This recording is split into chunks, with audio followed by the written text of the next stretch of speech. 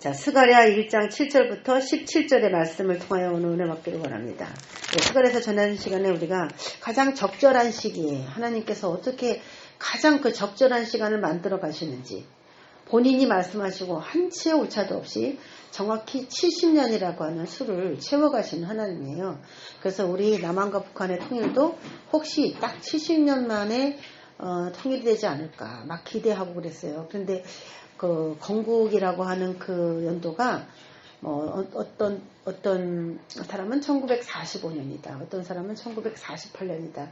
그래서 의견이 분분했는데 결국 우리는 통일 이야기는 왕래가 되었지만 실제적인 통일은 아직 이루어지지 않고 있습니다.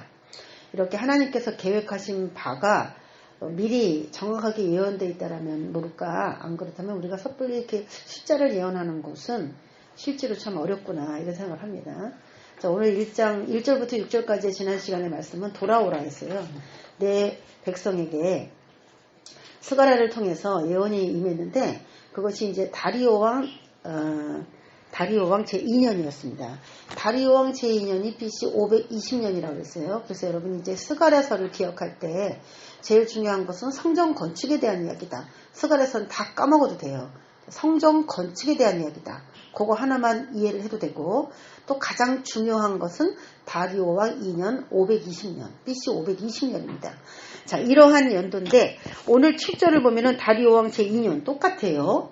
지난 시간하고 똑같은 다리오 왕 제2년에 일어난 일이고 지난 시간에는 8월에 오늘은 11월 달에 약 3개월 만에 스가랴에게 다시 말씀이 임했습니다.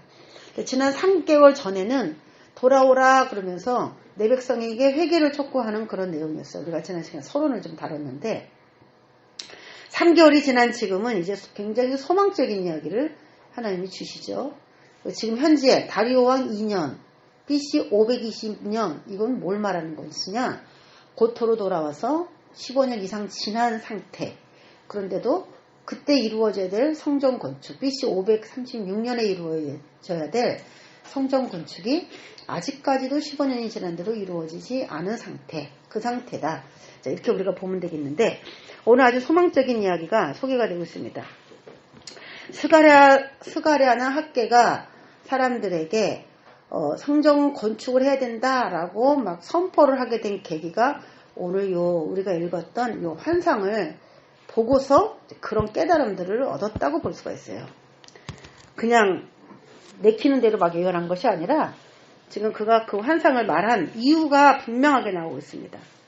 우리가 뭐 예언을 하고 비전을 받고 그러지만 사실 그 환상을 본다.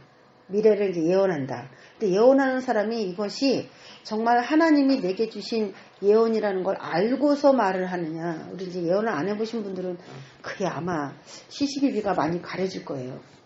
보지도 않고 하나님이 그냥 보여주는 거는 너무 확실해. 이렇게 말할 수도 있겠지만 모든 게 100% 다 그렇지는 않습니다. 그래서 일단 말을 하고 그리고 주님께서 주신 환상 같은 것도 검증을 해야 되는 그런 필요성이 항상 있습니다. 자기가 본 거는 무조건 다 100% 하나님이 주신 것이다라고 믿는 사람은 예언가 중에 가장 위험한 사람이고요. 자신이 말한 거, 자신이 본 게 정말 하나님으로부터 온 것인가를 검증받으려고 하는 마음 태도가 굉장히 중요합니다. 왜? 우리는 우리 생각이 섞여가지고 나올 수가 있어요. 자기 감정이 표현돼서 같이 섞여 나올 수가 있어요. 그렇기 때문에 예언은 굉장히 신중한 것인데 오늘 성경에 기록된 것에 의하면은 이 스가랴의 예언이나 환상은 우리가 믿어도 되죠. 그래서 이 스가랴는 요한계시록을 푸는 데 있어서 굉장히 중요한 단서를 제공합니다. 제가 이제 요한계시록을 너무 알고 싶어서 그 중에 알고 싶은 게 뭐 두중인이라든지 막 그런 거 너무 두중인에 대해서 굉장히 많이 기도를 했어요. 두중인이 과연 뭔가 그걸 뭐 너무나 알고 싶었어요. 근데 그때 기도할 때 저는 그때 성경을 잘 몰랐어요. 근데 기도하는데 스가랴서가 딱 떠올랐어요. 스가랴서를 읽어야 한다라는 감동을 그냥 받았어요. 그래서 스가랴서를 읽었는데 어렵더라고요. 이렇게 읽고 있는데 거기에 두 감람나무, 두 선지자가 딱 예언이 되어 있는 거예요. 감람나무 가지가 딱 예언되어 있는 거예요. 요한계시록의 두 중인의 별명이거든요, 그게. 그래서 야, 여기 이런 게 있구나. 그리고 막 읽었어요. 그런데 스가랴서에서 100% 그 답을 다 해주지는 못하지만 어쨌든지 굉장히 중요한 부분의 힌트를 저에게 줬어요. 그 다음에 제가 스가랴서를 굉장히 많이 읽었는데 읽다 보면서 제가 딱 한 가지 막 이렇게 고함친 거에 야, 산산밭이다. 그 얘기를 한 거예요. 요한계시록을 푸는 데 있어서 굉장히 중요한 단서가 이 스가랴서에 너무나 많이 나와 있어요. 왜냐하면 이것도 예언이고 계시이기 때문에 요한계시록과 다니엘서와 맞먹는 아주 좋은 귀한 힌트를 주게 됩니다. 자, 오늘 이것도 굉장히 뭐 읽으면 아무것도 아니지만 깊이 들어가려고 하면 굉장히 까다로운 본문이에요. 오늘 본문도. 자, 다리오 왕 제2년 BC 520년 11월 달에 여호와의 말씀이 스가랴에게 임했습니다. 내가 밤에 보니, 봤어요. 환상을 보았다라는 거죠. 그래서 환상은 없느냐? 있습니다. 귀신을 보았다. 신약에도 그렇게 말해요. 귀신이 없느냐? 있지요. 볼 수도 있냐? 있지요. 다 볼 수 있습니다. 자, 영의 세계에 대해서 성경에서 빼놓으면은 할 말이 없어요. 영의 세계는 반드시 있고, 그러면 우리가 육안으로 보지 않고 환상이라는 것은 영의 상태 안에 들어가서 보는 것을 말합니다. 눈으로 보는 게 전부가 아니라는 거예요. 그래서 환상을 봤는데 한 사람이 붉은 말을 타고 골짜기 속 화석류 나무 사이에 서 있는 것을 보았습니다. 한 사람이 붉은 말을 타고 골짜기 속 화석류 나무 안에 서 있는 거 봤다. 붉은 말, 한 사람이, 여기서는 사람이라고 나오죠. 자, 지금 화석류 나무 사이에 섰다. 여기 이제 화석류 나무인데, 자, 이 붉은 말을 탄 이 사람은 과연 무슨 사람이냐? 그리고 화석류 나무에 서 있다는 건 무슨 의미냐? 자, 한번 보겠습니다. 화석류는 소기나무, 은매화, 도금향과의 나무예요. 그럼 도금향, 은매화 그러면 생각나는 게 누굽니까? 에스더, 하다사 그 이름이에요. 이 화석류는 초막절에, 우리 초막절 지난 시간에 주일날 설교를 들었는데 또 초막절 얘기가 나와요. 초막절날 종려나무 가지를 들어서 흔들기도 하고 집을 짓기도 하고 또 화석류 나무도 사용되기도 합니다. 나뭇가지도. 근데 이 화석류 나뭇가지는 향기 나는 나무예요. 그리고 종려나무 같은 거는 좀 많이 흔하지만 화석류 나무는 굉장히 그래도 많이 있지만은 그래도 좀 귀한 나무라고 그래요. 그래서 그걸로 막 집을 짓는 데 쓰거나 막 그럴 만큼 그렇게 많지는 않은 나무라고 하는데 이 화석류 나무 사이에 붉은 말을 탄 사람, 이 사람이 과연 누굴까? 이 사람이 과연 뭐 하는 사람일까? 예수님. 예? 예수님. 왜요? 왜? 그냥 붉은 말이니까. 예? 붉은 말이니까. 붉은 말이니까. 붉은 말이니까. 만나볼까요? 근데 뭐 성경은 원래 찍는 게 아니고 구체적으로 이제 증거 구절들이 필요하죠, 그렇죠? 근데 이제 붉은 말이니까 일단 붉은 말 그러니까 예수님이 딱 떠오르는데 자 만나 안 만나 보겠습니다. 자 이사야 55장 13절 그 전 6절부터 쭉 보면은 너희들은 여호와를 만날 만할 때 찾으라, 부르라 그런 대목들이 나와요. 가까이 계실 때에 나를 부르라 그런 말들이 나옵니다. 여호와를 찾고 부르며 여호와께 돌아오는 자는 하나님께서 용서해 주신다는 거예요.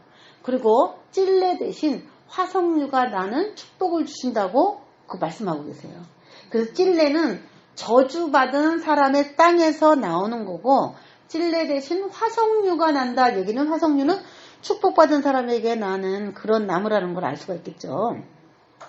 그래서 화석류 나무의 붉은 말을 타고 있는 이 정체는 누군지 모르지만 일단 지금 시작은 화석류 나무 가운데서 벌어지는 이 사건이 이스라엘에게는 뭔가 소망을 주려고 하는 거 아닌가 그런 암시를 줍니다. 한 사람이 붉은 말을 타고 골짜기 속 화석류 나무 사이에 섰고 그 뒤에는 붉은 말과 자줏빛 말과 백마가 하나씩 있었어요. 말이 여러 마리 있었습니다. 자, 우리가 수수께끼 같은 이야기예요. 이게 바로 붉은 말을 타고 이 사람이 이제 붉은 말을 탔죠. 이 뒤에 붉은 말이 또 있고 자줏빛 말도 있고 백마도 있어요. 우리 성경에는 자줏빛 말이라고 되어 있지만 다른 성경에는 갈색 말이라고 나와 있습니다. 그래서 우리가 이제 알다시피 갈색 말은 우리가 많이 알죠. 많이 보았던 말인데 그 갈색 말, 붉은 말 실제로 말이 붉은 게 있느냐? 전 못 본 것 같은데 왜 어떻게 해서 붉은 말이 있는지. 백마 이렇게 혼자 이렇게 있는 게 아니라 이 뒤에 또 똑같은 붉은 말도 있고 갈색 말도 있고 백말도 있고 여러 말이 이렇게 있었어요. 그런데 이 붉은 말의 힌트가 거기 쭉 이제 나옵니다. 붉은 말과 자줏빛 말과 백마가 있는데 궁금한 거예요, 이 스가랴가. 그래서 내 주여 이들이 무엇입니까? 자, 오늘 이 배경을 이해하려면은 어떻게 이해해야 되냐면은 지금은 스가랴와 대화를 하는 천사가 따로 있습니다. 그리고 화석류 나무에 서 있는 이 붉은 말 탈 사람이 하나가 있고, 그리고 그 뒤에 말들이 여러 마리가 있어요. 이 배경을 여러분이 이해하셔야 돼요. 스가랴와 천사가 따로 이렇게 있고, 지금 화석류 나무 사이에 서 있는 그 때를 지은 말을 보고 있는 거예요. 그러면서 천사하고 대화하는 내용이거든요. 내 주여 이들이 무엇입니까? 이 주여는 자기가 말하고 있는 그 천사가 되겠습니다. 내게 말하는 천사가 내게 이르되 이들이 무엇인지 내가 내게 보이리라 하니 화석류 나무의 선자가 대답해 줍니다. 천사가 내가 너에게 이 비밀을 알려줄게 그랬는데 갑자기 화석류 나무의 선자가 대답해 줍니다. 이는 내 뒤에 있는 이 말들은 여호와께서 땅에 두루 다니라고 보내신 자들이니라. 이렇게 말을 해요. 여호와께서 땅에 두루 다니라고 보내신 자들이다 라고 말합니다. 그래서 여러분은 이제 이 말을, 예언서에 나오는 이 말들을 이해를 하기를 어떻게 해야 되냐면 여호와께서 땅에 두루 다니면서 조사해보라고 보낸 그런 자들이에요. 감찰단들이에요. 그렇게 알아야 돼요. 그러면은 여호와께서 땅에 두루 다니라고 보내신 자들 요걸 읽으면은 딱 우리가 생각나는 성경 구절이 있습니다. 뭐가 있냐면은 욥기서의 말씀이 생각이 나요. 욥기 1장 6절에도 나오고 2장 2절에도 나옵니다. 요 하루는 하나님의 아들들이 와서 여호와 앞에 섰고 사탄도 그들 가운데 온지라. 여호와께서 사탄에게 이르시되 내가 어디서 왔느냐? 사탄이 여호와께 대답하여 이르되 땅을 두루 돌아 여기저기 다녀왔나이다 라고 말합니다. 그러면서 욥을 참수하는 장면이 나와요. 그러면 사탄은 우리가 이제 사탄이 뭐냐? 마귀 사탄이 뭐냐? 그러면 옛 뱀이다, 용이다 이렇게 얘기를 하잖아요. 그래서 사탄을 어떤 목사님은 이제 요한계시록을 가리키는데 사탄은 뱀이다, 진짜 뱀. 우리 동물원 가면 보는 뱀 있잖아요. 그 뱀이 사탄이라는 거예요. 그러면서 우리한테 막 가슴을 치면서 뱀이 사탄이라고 말해주는데 왜 안 믿냐? 그래서 막 절규하시더라고. 에? 뱀이 사탄이라는데 왜 안 믿냐? 제가 그걸 듣고 와가지고 하나님 정말 이상한 목사님이에요. 어떻게 뱀을 사탄이라고 그래요? 진짜 뱀을 어떻게 사탄이라고 해요? 그리고 제가 이제 막 그분 좀 이상한 분이라고 내가 사람들에게 이제 막 얘기를 했어요. 이상한 요한계시록 가르치는 분 중에 이상한 분이다. 근데요, 그날 기도할 때 하나님한테 제가 엄청 혼났습니다. 그럼 뱀이 사탄이라고 했다는 아니, 그런 게 아니고 처음만 들으면 안 돼. 엄청 혼났어요. 막 뭐라고 하셨어요, 저한테. 근데 제가 그 느낌에 하나님이 그 목사님을 굉장히 존귀하게 여기시더라고. 굉장히 존귀하게 여기시는데 제가 그거 하나가 다른 거 뭐 여러 가지 들었잖아요. 여러 가지 듣고 그거 하나가 정말 어이가 없다 이렇게 생각하고서 누구에게가 그걸 말한 것이 굉장히 그것이 하나님을 언짢게 했어요. 그러니까 그분에 대해서 그렇게 얘기한 거에 대해서 굉장히 언짢으셨어요.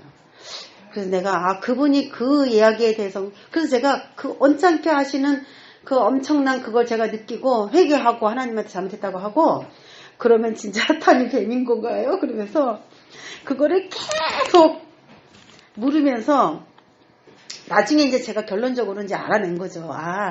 그분에 대해서 나쁘게 말하는 거를 원치 않으시는구나. 이제 그걸 제가 알은 건데 그 당시는 그럼 사탄이 뱀이라는 거야? 이러면서 계속 이제 그거를 무시하지 않고 계속 이제 여쭤봤어요. 근데 이 욥기에서 딱 걸려요. 이 욥기에서. 진짜 사탄이 인간의 그 마음을 좌지우지하고 제가 그때는 굉장히 오래전이죠.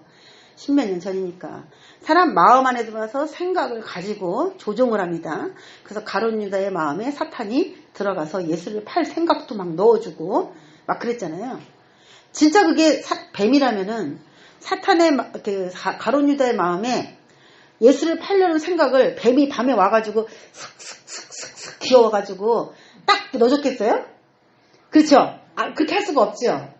그리고 또 하나는 하나님이 미래에 어떻게 될 이야기에 대해서 지구를 어떻게 관리하고 운영할 거에 대해서 다 천사들과 같이 이렇게 얘기도 하고 그러셨을 텐데 그 정보를 알고 있는 많은 수행 천사들이 있을 텐데 하물며 인간보다도 더 저주를 받은 그 땅에 기어다니는 뱀에게 뱀이 어떻게 하나님께서 미래에 할 일을 미리 알고 인간을 통해서 그걸 방해하냐는 거죠.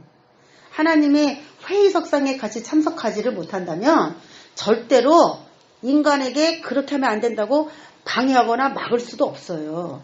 그러면 자격이 있어야 되는데 하나님이 미래에 어떻게 할 거를 하늘에 있으면서 다 알았던 상태에서 그때서야 추락을 했다면은 그때는 말이 되죠. 그래서 인간을 하나님이 원래 의도하는 대로 가지 못하도록 그렇게 방향을 틀 수가 있죠.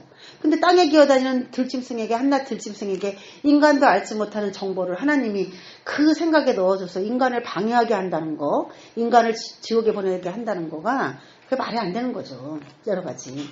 자, 오늘 이렇게 보면은요, 하나님께서 혼자서 이렇게 전 세계를 이렇게 만국을 이렇게 다스리는 게 아니고 하나님의 아들도 여호와 앞에 서 있고 사탄도 와서 야, 내가 욥을 보니까 너무 나를 경외하는 것 같아 하면서 막 자신의 그런 어떤 생각을 우리 대화하듯이 막 나눠요. 하나님이 근엄하시고 엄청 전능하신 분이니까 혼자 꽁 하고 갖고 계셔갖고 아무한테도 이 비밀을 안 말해줄 거야. 이렇게 하고 계신다는 거는 아닌 것 같아요. 그래서 각 담당, 이 세상을 담당할 수 있는 천사들이 굉장히 많이 있기 때문에 하나님의 경륜들을 그 천사들에게 각 분할하여서 알려주지 않고서는 우리가 루시퍼라고 하는 또 이사야서에 나온 그런 바벨론 왕이라고 표현됐지만은 사탄적인 역할을 하는 그런 존재에게 지혜를 주었다. 지혜를 주었다고 얘기하잖아요. 그래서 하나님의 모든 경륜을 다 꿰뚫고도 또 그것을 반역하고 반항할 수도 있는 그런 자기만의 생각을 분명히 가지고 있다라는 것이죠. 자, 오늘 보면은 여호와께서 땅에 두루 다니라고 보내신 자들이 이제 말로 표현되는데 보내신 자들이에요, 자들. 그러니까 우리가 생각할 때는 천사냐, 사람이냐, 여러 가지로 생각해 볼 수 있는데 사탄도 땅을 두루 돌아 여기저기 다녀왔나이다 이렇게 표현하고 있습니다.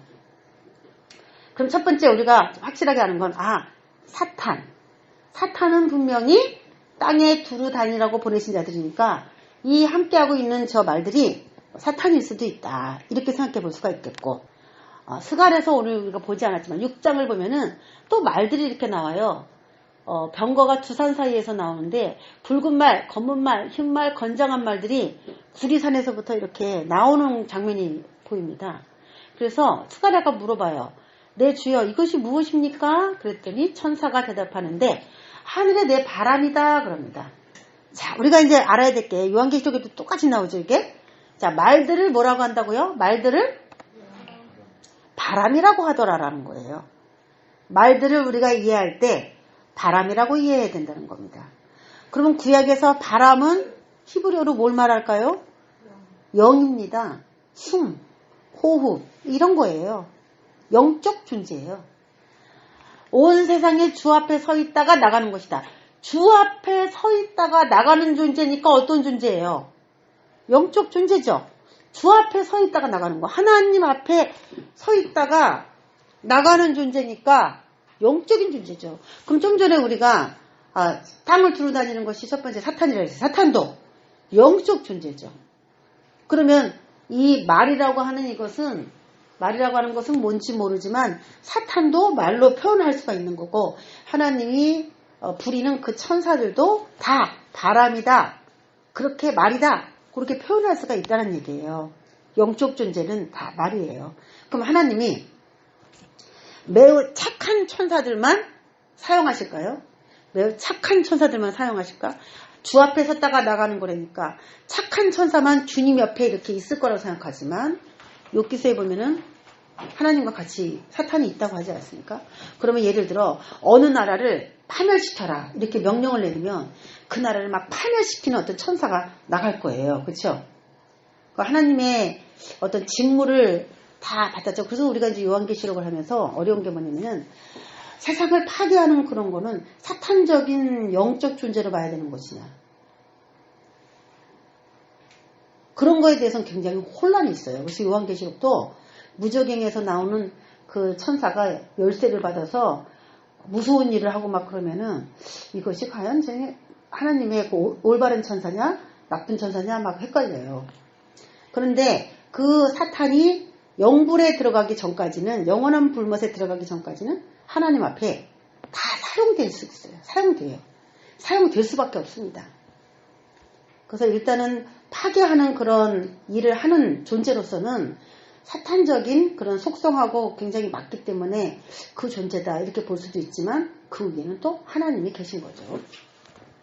그래서 내 바람을 이해할 때는 내 말이다. 그래서 지금 오늘 나온 붉은 말, 뭐 자주생말 이런 것도 영적 존재를 지금 스가랴가 보고 있는 거다라고 봐야 돼요. 그러면 붉은 말을 타고 있는 그 한 사람, 화석류 나무 사이에 서 있는 그 사람도 영적 존재가 되는 것입니다. 그렇죠? 자, 오늘 11절에 보면은 그들이 화석류 나무 사이에 선 여호와의 천사에게, 자, 우리가 단어를 잠깐 볼게요. 8절에 보면은 한 사람이 붉은 말을 타고 있는 거를 봤어요, 분명히. 그런데 오늘 11절에 보면은 그들이 화석류 나무에 선 여호와의 천사에게 라고 얘기를 합니다. 그러면 아까 그 말을 타고 있었던 사람은 누구예요? 사람이 아니고 천사였다는 것이죠. 그래서 구약에서 이렇게 등장하는 분은 예수님일 가능성이 굉장히 많습니다. 예. 그래서 이 세상을 좌지우지할 수 있을 만큼의 강력한 영향력을 지닌 어떤 영적 존재가 지금 스가랴에게 나타난 겁니다. 자, 요한계시록 6장에도 비슷한 그 말들이 나와요. 흰말, 붉은말, 검은말, 청황색말이 나옵니다. 그런데 그 청황색말에 대해서 소개할 때에 그 탄자의 이름은 사망이다. 음부가 그 뒤를 따라다니더라. 이렇게 말합니다. 자, 사망 뒤에 누가 따라다녀요? 음부가. 죽음은 어디 간대요? 네, 정확하게 나왔어요. 죽음은 어디 간대요? 음부가 되잖아요. 사망이니 음부가 그 뒤를 따르더라. 사망과 음부는 세트로 다닙니다. 죽으면 바로 음부로 들어가는 거예요. 그래서 우리에게 유황불못의 열쇠를 너에게 주겠다. 뭐 그런 얘기 안 했어요. 예수님이. 음부의 문, 음부의 권세가 교회를 해치지 못할 거다. 이렇게 얘기했죠. 교회가 그 음부의 권세를 이길 거다. 음부의 문을 이길 수 있다. 그래서 교회가 음부와 대치돼서 싸우고 있는 그런 존재로 묘사가 되어 있습니다. 그 음부가 그 뒤를 따르더라. 그들이란 뭐냐면 이 말들이에요. 이 말들이 땅 4분의 1을 해할 수 있는 권세를 받아서 검과 흉년과 사망과 땅의 짐승들로서 죽이더라라고 하는 것을 이제 요한계시록에 나옵니다. 그러면 이 네 말이 결국 뭐냐면은 검이에요. 흉년이에요. 사망이에요. 땅의 짐승들이에요. 정확하게 소개해주고 있습니다. 그러면 아까 우리가 자주생말, 백말, 붉은 말이 무슨 말인 왜 거기에 있는지는 정확히 모르지만 어쨌든지 이걸 보세요. 좋은 것 같아요? 나쁜 것 같아요? 하나님이 심판할 때 사용하는 도구들이죠. 이거 검, 전쟁이죠. 흉령, 기근이고 사망, 전염병입니다. 여기서는 땅의 짐승들.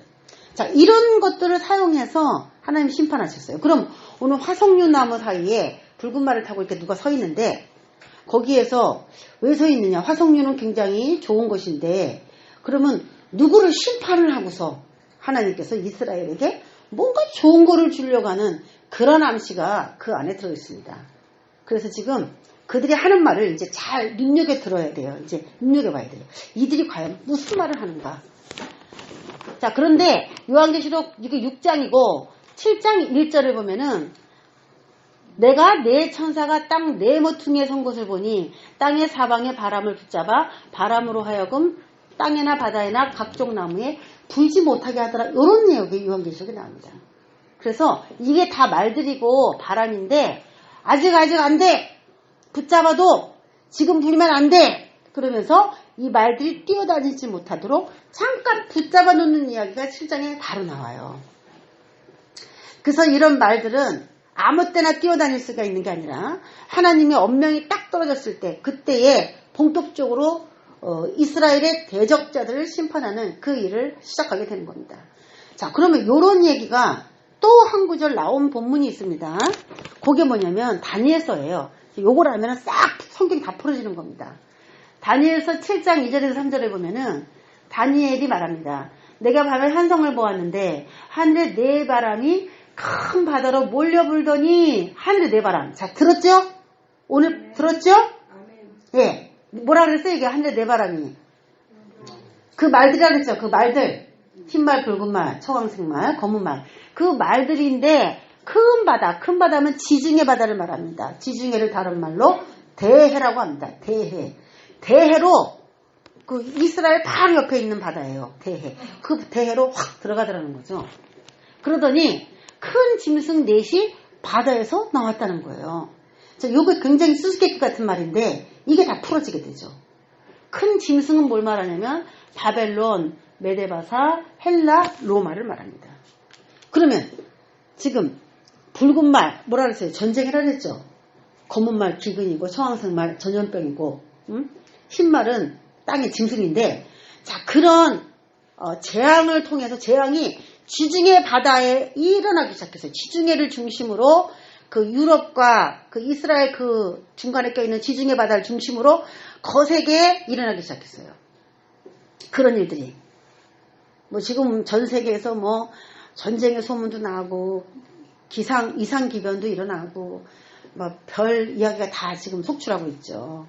지금 프랑스에서도 막 산사태가 나가지고 뭐 30명이 다 죽어버렸는데 야 너무나도 무서운 일들이 일어나고 있어요. 한여름에 뭐 눈이 오는 거 메뚜기가 다 먹어버린 거 여러 가지 재앙들이 북극의 빙하 같은 게 다 녹아버렸고 녹은 물이 흰색으로 이렇게 흘러가는 게 아니라 뭐 초록색으로 흘러갈 수도 있고 뭐 빨간색으로도 흘러갈 수도 있는데 뭐 빨간색으로 흘러가면은 지구에 대재앙이 올 것이다라고 매우 그것을 심각하게 보는데 올해 그런 현상도 뭐 일어났다 그런 얘기도 들리고요.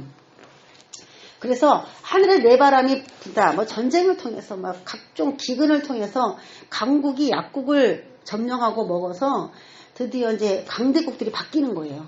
바벨론이 전 세계를 제패하다가 전쟁에서 이기게 되면 메데바사가 이기게 되고 그런 여러 가지 그런 일들이 일어나게 됐다라고 하는 것을 알게 됩니다.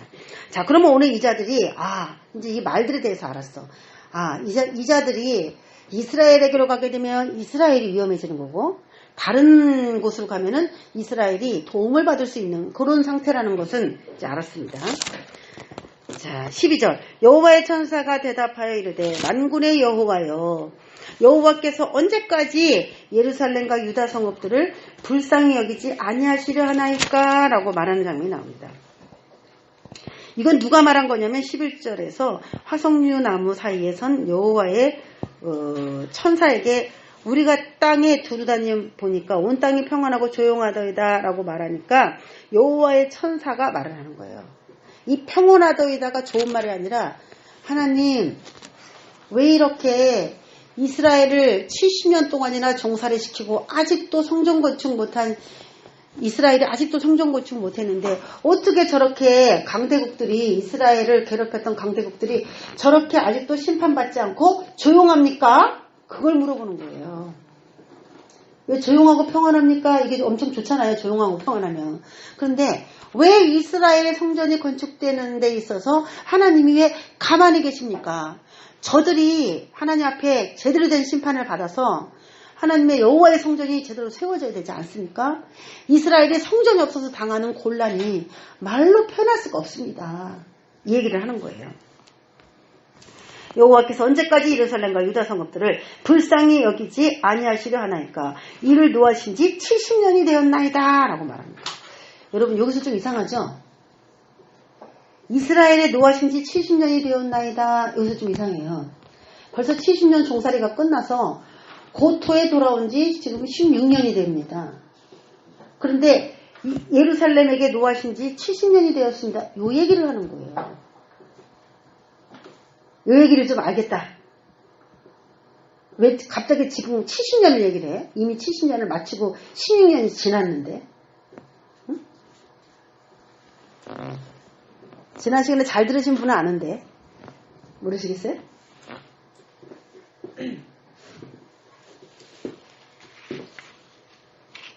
지난 시간에 고토로 돌아온 것을 언제부터 따져야 되냐? 606년부터 따져야 된다 그랬어요. 그러면 536년에 귀환하는 게 맞아요. 그런데 성전 건축은 왜 더디 이루어지고 있느냐? 마지막에 586년에 끌려간 그 연도에 더하기 70을 해서 계산하니까 BC 516년이 돼야 70년이 되는 거예요. 그래서 지금 다리오 왕 2년, 이 2년이라고 하는 게 BC 520년이라는 게 성전 건축이 시작되는 굉장히 중요한 해라고 그랬잖아요. 그래서 이제 이스라엘 백성들이 고토로 돌아온 건 이미 16년이 지났어요.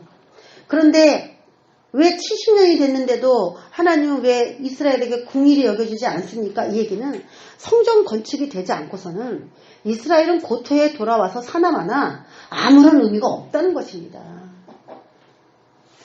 그래서 성전 건축이 이제 586년에 끌려간 거를 기점으로 70년을 딱 더하게 되면은 516년에는 완공이 딱 돼야 되는 것이죠. 그래서 지금 스가랴가 지금 성전이 건축될 수밖에 없는 그 환상을 이걸 보고 그리고 스룹바벨과 여호수아에게 성전이 빨리 재건돼야 됩니다라는 것을 막 말한 사건이에요. 그래서 70이라는 것이 이스라엘 백성들이 이미 돌아와 있지만 하나님과의 관계에 있어서는 아직도 노하신 것이 피워지지 않았다는 겁니다. 성전에서 둘이 만나서 교제를 해야 되는데 아직도 그 교제가 원활하게 이루어지지 않았다는 건 이스라엘 백성들이 바벨론에 끌려가고 예루살렘 성전이 다 회파된 다음에 하나님의 관계가 깨져버렸는데 그 이후에도 그 관계가 다시 개선되지 않았다는 거예요. 그래서 이 70년이라는 것은 일찍 왔는데도 불구하고 여전히 왜 70년을 논하느냐. 성전 건축이 완성이 돼서 다시 관계가 회복되는 그 70년하고도 굉장히 연관이 있다고 봅니다. 여호와께서 내게 말하는 천사에게 선한 말씀 위로하는 말씀으로 대답하시더라. 내게 말하는 천사가 내게 이르되 너는 외쳐 이르기를 만군의 여호와의 말씀에 내가 예루살렘을 위하여 시온을 위하여 크게 질투하며 하나님이 이렇게 얘기합니다. 내가 질투할게. 아니란 여러 나라들 때문에 심히 내가 진노한다. 화가 난다. 이거예요. 아니라다는 게 뭐냐면 너무 편하게 살고 있는 저들.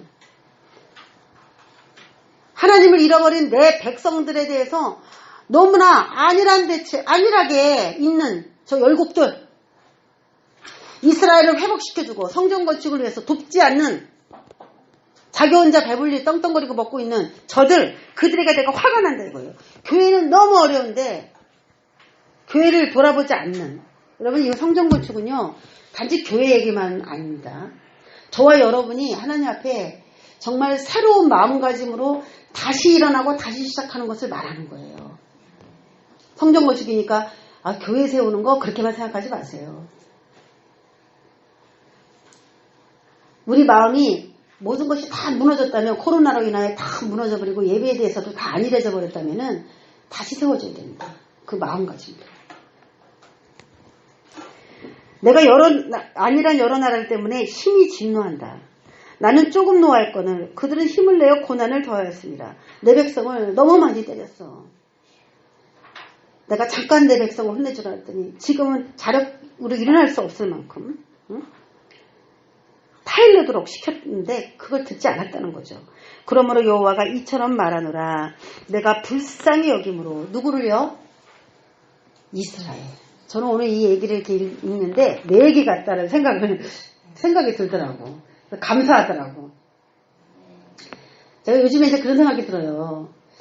코로나가 이렇게 퍼져가고 있고 교회는 교회대로 참으로 어렵고 무엇을 이제 예전에 하던 것을 하려도 할 수가 없는 그런 상황이기 때문에 앞으로는 이제 어떻게 해야 되나라는 생각이 이제 새록새록 나기 시작합니다.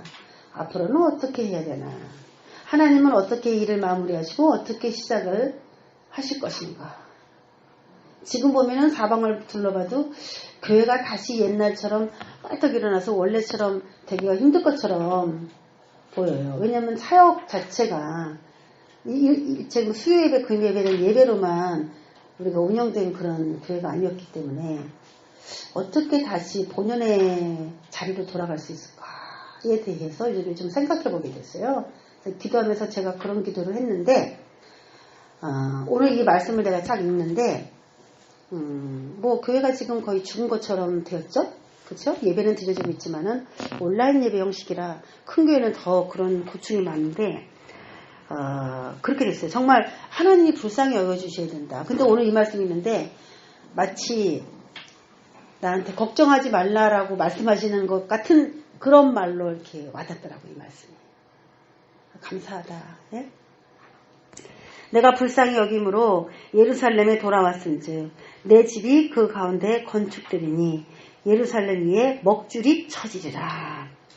하려고 했어요. 노력했어요. 그런데 성전 건축이 안 됐어요. 그런데 하나님께서 말씀하시기를 아니야. 다시 재건될 수 있어. 라고 말씀하시면서 스가랴에게 성전 건축을 백성들에게 말하라고 오늘 분명하게 얘기합니다. 자, 먹줄이 쳐지리라. 요즘에는 이제 요즘에도 이렇게 사용하는지 모르겠어요. 예, 먹줄 치는 법인데 여기 줄이 이렇게 있어요. 사용하고 있어요. 사용해요. 그래서 이렇게 나무가 있으면은 지금 잡아당기죠. 이렇게 저쪽에 있고 이렇게 있어서 가운데를 잡아서 이렇게 딱 놓으면은 이게 딱 금이 가지는 거예요. 나무 같은 곳에. 그래서 건축 손으로 이렇게 잡아 당겨가지고 탁 놓으면은 까만 줄이 탁 생기는 거거든요. 자, 이런 게 먹줄입니다. 이 먹줄은 지금 여러분이 보신 대로 뭐 건축할 때 집을 지을 때 쓰는 도구예요. 그럼 여기서 예루살렘 위에 먹줄이 쳐지리라. 이건 뭐냐면 성전이 지어져야 된다. 내가 짓도록 그렇게 도와주겠다. 이런 얘기가 되는 겁니다. 그래서 저와 여러분의 모든 미래는요. 하나님이 저와 여러분을 불쌍히 여기셔야 됩니다. 그래서 하나님이 각각 저와 여러분이 간절히 원하는 그 무엇인가를 세워주셔야 됩니다. 사람이 아무리 이방인에게 힘든 일을 당하고 어렵게 산다 할지라도 그러면 아까 그 화석류 나무 사이에서 붉은 말을 탄 그 천사가 누구냐 우리가 그거에 대해서 의문을 가졌는데 그 사람이 그 천사가 이런 중재를 하는 거예요. 중간에서 노하시기를 너무 오래 하셨습니다. 이제는 저 안일한 열국을 심판하시고 이스라엘을 불쌍히 여기셔야 되지 않습니까? 막 그런 얘기를 해주고 있어요. 그래서 그 화석류 나무에 선 그 천사는 지금 우리가 생각할 때는 예수 그리스도의 중보 사역입니다. 중보가 지금 하나님에게 먹혀 들어가고 있는 거예요. 저와 여러분 무엇이 여러분의 삶에서 무너져서 다시 건축돼야 됩니까? 다시 세워져야 됩니까? 내가 무엇 때문에 무너져 있습니까? 무엇 때문에 끝난 것 같이 느껴집니까? 내가 하나님께 다시 세워져야 될 것이 무엇입니까? 생각해보면 여러 가지가 있을 겁니다. 오늘 그 말씀을 여러분 붙드시기 바랍니다. 하나님께서 불쌍히 여김으로 돌아왔은즉 내 집이 그 가운데 건축되리니 예루살렘 위에 먹줄이 쳐지리라. 그가 다시 외쳐 이르기를 만군의 여호와의 말씀에 나의 성읍들이 넘치도록 다시 풍부할 것이라. 성전만 그런 것이 아니라 그 예루살렘 자체의 성읍, 이스라엘 전체의 그 성읍에도 하나님께서 지금 피폐해진 상태 가운데 있는데 풍부하게 해주실 것을 다시 이야기하시고 여호와가 다시 시온을 위로하며 다시 예루살렘을 택하리라 하라. 이 얘기를 택하리라 하라. 그러니까 스가랴가 네 그리고 가서 다시 택한답니다. 택해준답니다. 라고 외쳐준 거예요.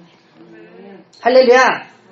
그리고 무슨 말이 눈에 들어오냐면은 17절에 다시 풍부할 것이며 다시 택할 것이다. 할렐루야. 내가 다시 위로한다. 다시 위로하고 다시가 여기 엄청 많이 나와요. 다시 위로하고 다시 풍부해질 거고 다시 택해질 것이다 라고 하나님께서 다 한번 하려고 했는데 다 무너진 거, 허무너진 거, 소생 기미가 없어서 괴로운 거, 우리의 중보자이신 예수님과 성령님이 우리에게 지금 중보해주고 계십니다. 우리를 위해서 믿으시기 바랍니다. 불쌍히 여겨주시는 것 같아요, 하나님이? 저는 오늘 이 16절, 17절에 딱 있는데 내 얘기 같았어요. 저는 확실하게 그 느낌 왔습니다. 여러분도 오늘도 스가랴에게 보여준 환상이지 뭐 이렇게 돌아가시지 말고 하나님께서 내 처지와 상황을 다 아시고 보시면서 오늘 나에게 이 말씀을 주시는구나. 내가 다시 세워지겠구나. 내게 세워져야 될 것이 무엇인지 여러분이 오늘 말씀을 통해서 한번 응답을 받았어요. 그것처럼 우리가 한번 또 구합시다. 오늘 여기서 사도 요한도 요한계시록에서 네 말의 환상을 봤어요. 스가랴도 환상을 봤습니다. 저와 여러분이라고 환상 못 볼 일이 없죠? 자, 오늘 기도할 때는 뭐 보여달라고 그래요? 오늘 말씀에 근거하여서 다시 재건될 것이다. 다시 위로할 것이다. 다시 불쌍히 할 것이다. 다시 풍부하게 할 것이다. 이 얘기에 대해서 오늘 눈을 감으시고 하나님 말씀 하나 주셨으니까 두 번 응답이 오면은 확실하다는 뜻이에요. 변함이 없다는 뜻입니다. 하나님 내가 보려고 하는 게 아니라 하나님 그냥 딱 보여주세요. 쉽게. 내가 마음 편하게 오늘도 응답을 받고 돌아갈 수 있도록 그렇게 보여주세요. 이렇게 기도하고 돌아가시는 저와 여러분 되시기를 주의 이름으로 축원합니다. 목사님 스가랴만 보는 거죠? 요한만 보는 거죠? 우리 같은 사람에게도 보여주나요? 네.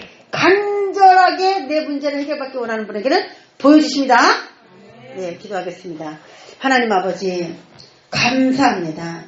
요한이 봤던 것, 스가랴가 봤던 것, 나라에 대한 운명, 예루살렘에 대한 운명, 또 우리는 우리 각자에 대한 운명, 또 우리도 나라에 대해서 기도하고 있는 사람이 있으면 나라에 대한 운명들을 하나님께서 오늘 약속으로 주셨습니다.